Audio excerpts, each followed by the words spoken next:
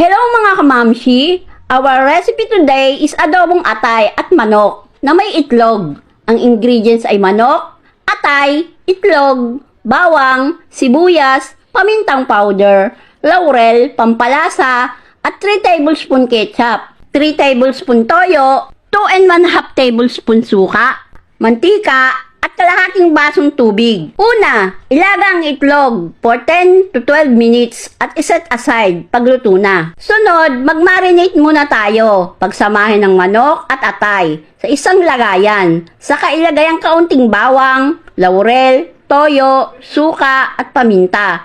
Haluin at i-marinate for at least 5 minutes. Sunod ay mag-isa na tayo ng bawang at sibuyas. Ilagay na rin ang marinated na manok at atay. Haluin, takpan at hintayin lumabas ang sariling sabaw ng manok. Tapos ay saka magdagdag ng tubig. Haluin, takpan at hintayin kumulo at maluto ang manok. Pagluto na ang manok, ilagay na ang boiled egg, paminta, ketchup at pampalasa. Haluin lang saglit at maaari nang patayin ng apoy.